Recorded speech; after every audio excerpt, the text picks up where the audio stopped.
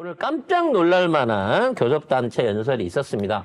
과거에 어떤 당대표의 교섭단체 연설이 이마만큼 영향력과 관심을 가지고 있었나라고 보여줄 만큼 진짜 제대로 된 품격과 내용과 비전을 가진 교섭단체 연설이 있었습니다.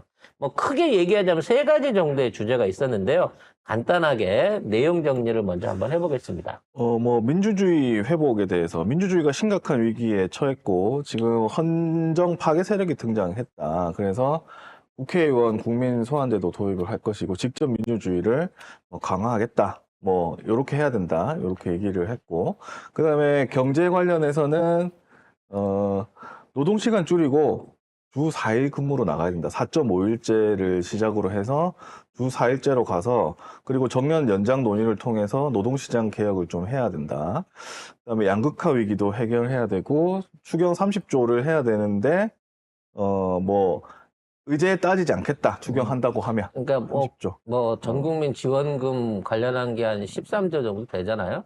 그 부분을 포함시키냐 마냐의 부분과 상관없이 일단 경제 활성화를 위한 목적의 추경 30조는 무조건 해야 된다라는 선언을 하신 거죠. 대표적으로 상생 소비 쿠폰, 소상공인 손실보상, 지역화폐 지원, 감염병 대응, AI 반도체 등 미래산업 투자 확대 이런 거를 제안을 했습니다. 하여튼 내부적 마중물을 줘야 됩니다. 하나씩 좀 정리를 해보자면 경제 얘기부터 먼저 하고 넘어갈게요. 경제가 제일 중요한 거니까요. 그래서 지금 있는 상황에서 아무 조치를 안 취하는 것 자체는 어찌 보면 선거적인 전략적인 부분 안에서는 더 나쁠 수도 있습니다. 왜냐하면 솔직히 말해서 IMF 때도 그렇지만 IMF 없었으면 김대중 정부가 성공할 수 있었겠어요? 근데 그러기 위해서 너무 나라가 망가지고 난 다음에 권력을 잡으니까 결국 집안 살림 다 퍼서 팔아가지고 먹고 살아야만 했고 말 그대로 고통분담이라는 이름으로 수백만 사람들을 길거리에 나앉게 만들었잖아요.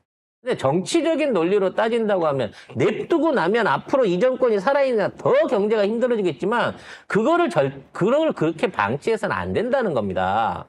그래서 조건 따지지 않고 경제 활성화를 위한 추경을 하고 이거를 제대로 쓸 수 있게끔 하는 데 있어서 정부 여당이랑 협조하겠다는 거예요. 그러면 이 상황에서 쟤네들은 어떻게든 이 부분에 대한 걸 자기네 공으로 끌어갈 생각을 해야 되는데 이걸 갖다가 이재명의 대권 가도를 위한 포퓰리즘입니다.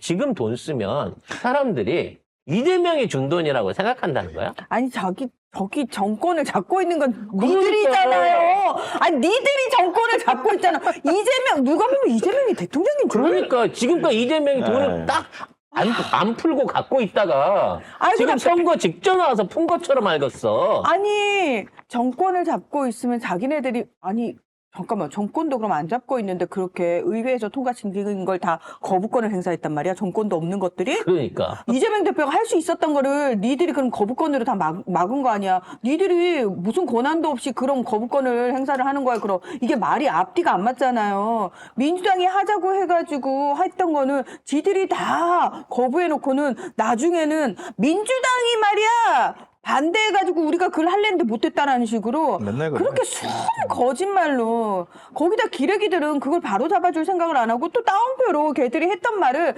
헤드라인으로 쫙쫙 뽑아줘. 그러면 실질적으로 민주당이 하자고 이렇게 손을 내밀고 이재명 대표가 몇 번을 얘기해요.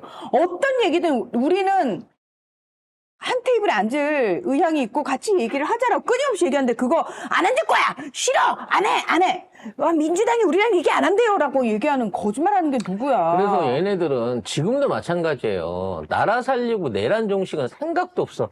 지금 이재명 특위를 해갖고 이재명에 대한 말하자면 지들은 진실이고 어찌 보면 가짜 뉴스와 악성 루머겠죠. 이거를 갖다 국민들에 알리는데 이걸 하기 위해서 특위를 만든다는 거예요. 그러니까 아직 지네들의 대선 전략도 나오지 않은 상태에서 오로지 이재명은 나빠, 이재명을 악마화시키기 위한 특위를 발족을 시키겠다. 앞으로 당의 꼴이 어느 방향으로 될지도 모르는 상황에서. 그러면 대통령 선거가 아니라 이재명과 반이재명의 싸움이 되는 거예요. 그럼 사람들은 이재명 대표는 확실히 야당 후보인 줄은 알겠는데 여당 후보는 몰라. 아, 저 사람은 반이재명 후보야. 라고밖에 기억을 못한다고. 그럼 어떻게 되겠어? 이재명을 모르던 니네 식구들도 보수 꼴통 지금까지 한 번도 야당에 관심을 가져본 적이 없는 니네 사람도 아니 도대체 이재명이 누가 이거야 되는 거야. 최보람 시리즈처럼. 이재명은 생각하지만 하는 순간 그렇지. 이재명만 계속 이재명만 생각하지 마야. 그럼 누구를 생각해야 되는데 일단 우리 쪽은 누구가 없으니까 이재명만 생각하지 마라고 지금 선거 내지는 정치 전략을 쓰고 있다는 거야. 이 얼마나 모질한 짓거리냐고. 김문수 있잖아, 김문수. 아, 잊고 있었네. 아, 자꾸 각인이 안 돼가지고. 나 김문수인데 이거밖에. 언제적 김문수야. 뭐 정치 평론가들이 이 김문수와 홍준표의 결선이 될 것이다. 뭐 이렇게 얘기들을 하는데요. 누가 아이고. 올라오더라도 이거는 사실상 저쪽이 끌어다닐 수 있는 여지가 없습니다. 근데 이걸 갖다가 어떻게든 뭐 플레임 짜기를 해갖고 조금의 지지율이라도 끌어모으려고. 그러니까 대통령은 주더라도 다음 지선이나 다음 총선에서 어찌되나 지지층을 결집하기 위해서 이거밖에 쓸 수 없는 게 참 비루하긴 한데 이런 정책에 대한 얘기, 노동 정책에 대한 얘기 이런 게 나왔으면 여기에 대해서 구체적으로 비판할 거 또는 수용할 거, 또 협조할 거 이런 것들을 내놔야 되는데 이 얘기 나오니까 지들이 노동시간 늘리자고 그 난리를 쳤던 놈들이 여기에 대놓고 막 연설 중에 큰 소리를 치면서 연설 방해를 하더라고요. 이렇게 한번 보세요. 잠깐 계셔보세요. 이제 시작하면 되겠습니까? 라고 할 얘기 다 하셨어요. 싫은 표정 안 하시고. 그리고 늘 얘기하지만 아니, 근데 저쪽 애들 약간 그 느낌 있잖아요. 기자들도 그렇고, 저쪽 애들도 그렇고, 이재명 대표 앞에 서면은 그렇게 떼쟁이가 된다? 그리고 이재명 대표가 너른 마음으로 이렇게, 그래요, 가만히 있어 봐요. 내가 지금 얘기할게요. 그러면은, 이러고 가만히. 그거는 전혀 쓴 적도 없는 이재명의 태도가 문제가 있다. 아니, 뭐가 태도가 문제가 있는데, 내용 설명을 해야 될 거 아니야. 그래서 이재명 대표 관련해서 앞으로, 이제 나라를, 이렇게 대한민국을 다시 되살릴 정책이 AI일 것이다라고 생각을 했는데, 마찬가지로 AI 반도체를 비롯해갖고, 노동시간 유연에 관한 것도 유연하게 해줄 건 해주겠다는 거예요. 대신에 노동시간을 줄일 수 있는 부분은 AI를 통해가지고, 과도한 업무량을 분산해서 거기서 남는 시간들을 휴식으로 주자는 거죠. 그러니까 기업의 생산성을 유지시키는 차원에서 노동시간을 줄여가자라고 얘기를 한 겁니다. 이거 얼마나 행복한 얘기예요. 이재명 이게 대표가- 사실은 선도적인 거죠. 왜냐면 어차피 이렇게 될 거거든요. 이렇게 될 건데 이걸 외면하고 얘기 안 한다고 해서 비켜가는 게 아니거든요. 그럼요. 그러면 이재명 대표가 선도적으로 우리는 OECD 국가 중 장시간 노동 5위로 OECD 평균보다 한 달 이상 더 일한다. 창의와 자율의 첨단 기술 사회로 가려면 노동 시간을 줄이고 주 4.5일제를 거쳐 주 4일 근무 국가로 나아가야 한다. 그러니까 그거를 뭐 노동을 안 해서 임금을 깎자는 것도 아니고 회사의 매출을 줄이자는 것도 아니에요.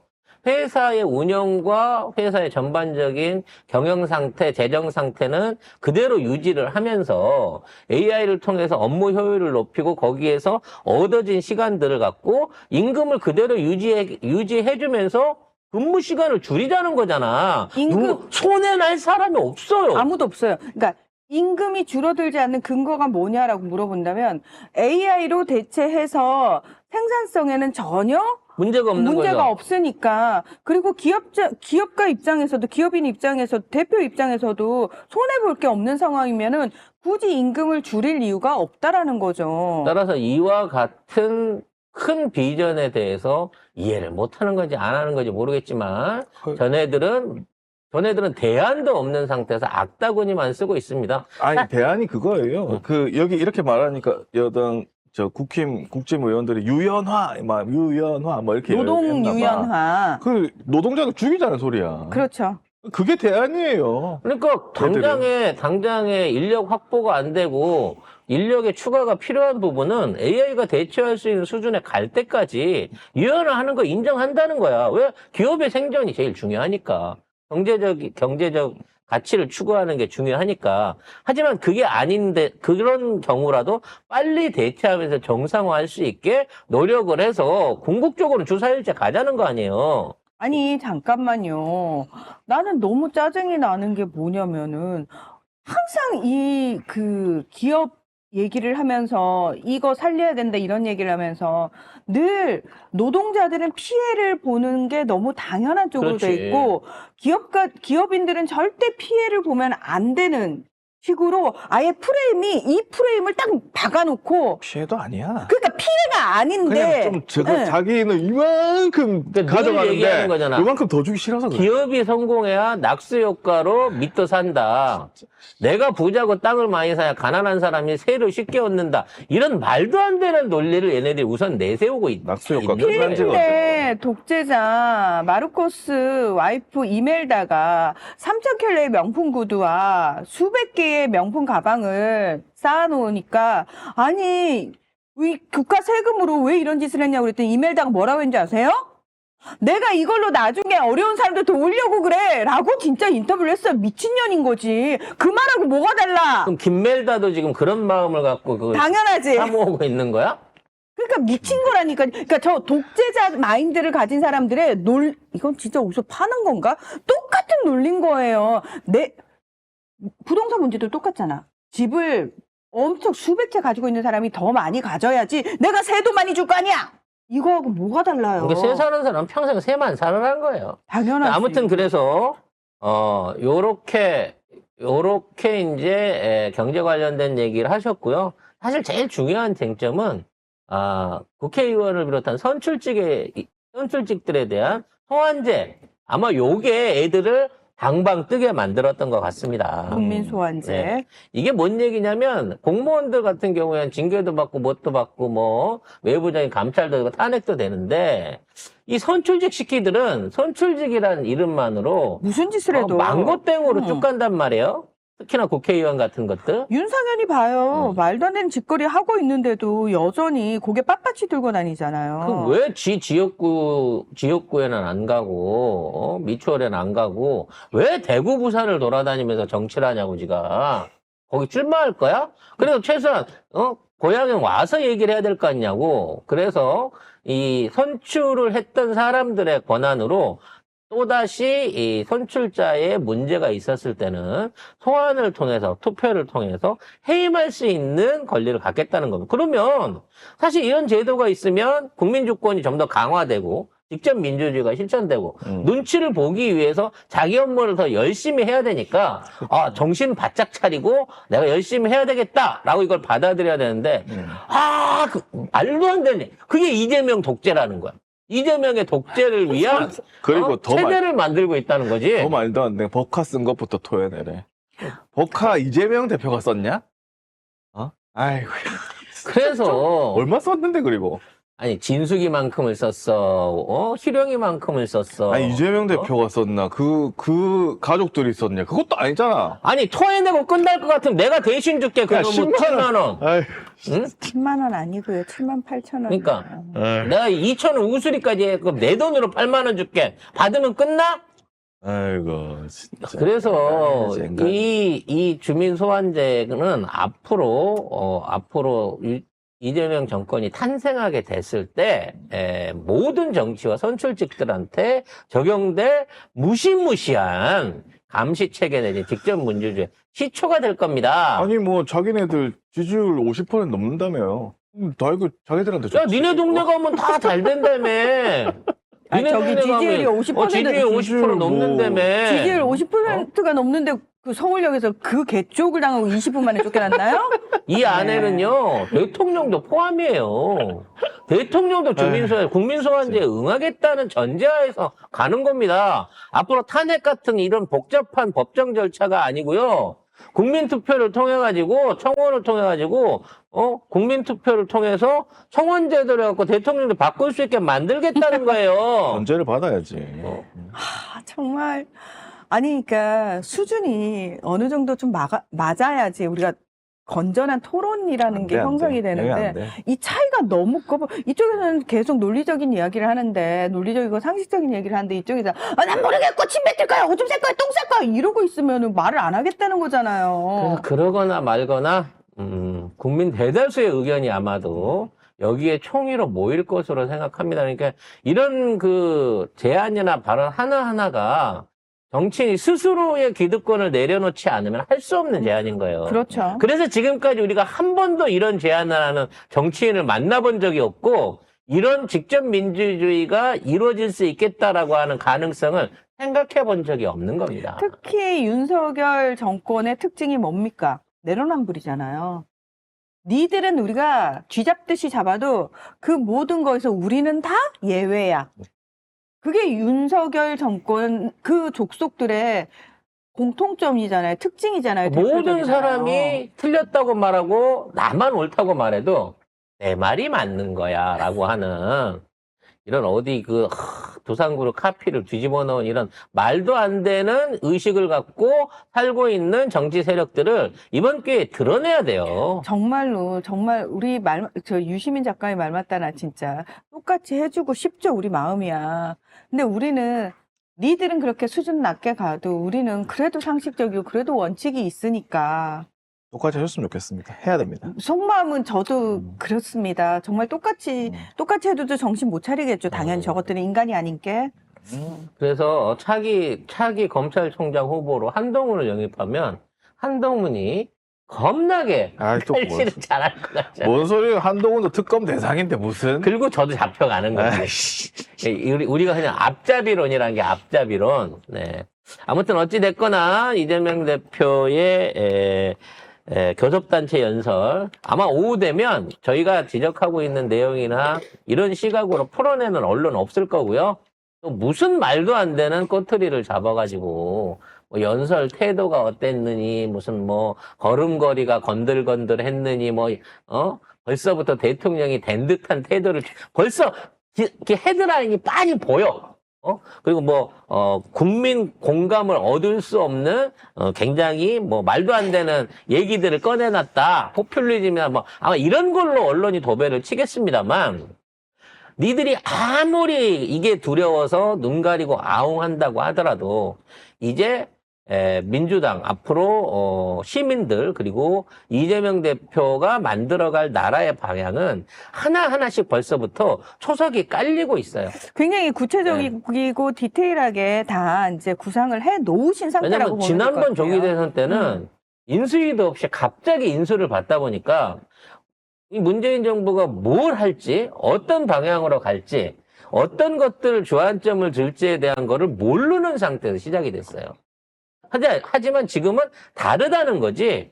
이재명 대표는 지금부터 사실은 그렇죠. 앞으로 있을 변화될 대한민국의 변화를 계속 예고하고 계세요. 그래서 어저께 연설에서 나는 그게 참 충격적이었는데 지금 우리가 촛불혁명을 통해서 뭐를 해서든 나라를 바꿔온다고 혁신적인 변화를 기대해왔지만 사람만 바뀌고 조직만 바뀌고, 이름만 바뀌었지만, 하나도 바뀐 게 없다. 그런 식으로 가서는 더 이상 안 된다는 거야. 우리가 늘 방송에서 애가타게 부르짖어왔던 그 얘기 아니에요. 근본적으로 바꿔야 된다는 거야, 근본적으로. 그리고 오늘 불법 계엄 명령 거부권 그 얘기도 했네요.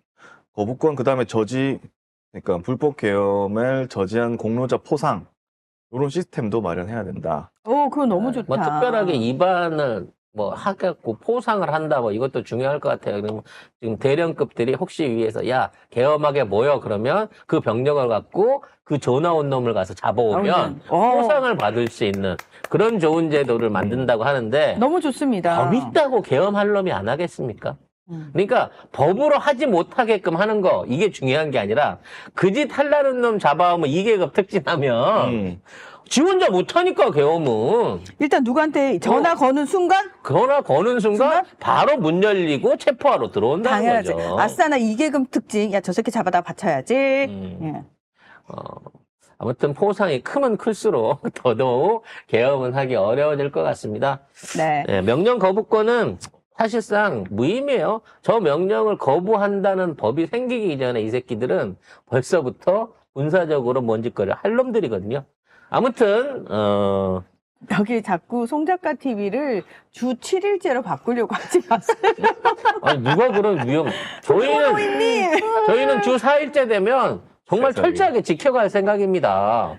국가 시책에 맞춰서. 네.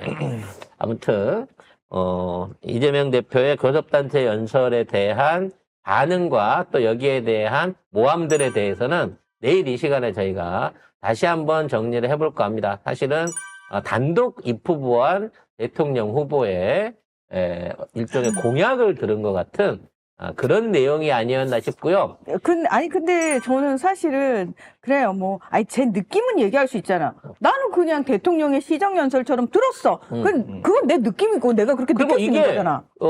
일상적인 공약으로 느껴지질 않고 마치 미래에 일어날 사건들을 앞에서 먼저 보여주는 그렇습니다. 데자뷰 같은 느낌이에요. 특히 제가 정말 대통령 연설 같다라고 생각했던 부분이 마지막인데 민주당이 앞장서겠습니다. 꺼지지 않는 오색의 빛으로 국민이 가리킨 곳을 향해 정진하겠습니다. 좌절과 절망을 딛고 대한국민과 함께 다시 일어나 다시 뛰는 대한민국을 꼭 만들겠습니다.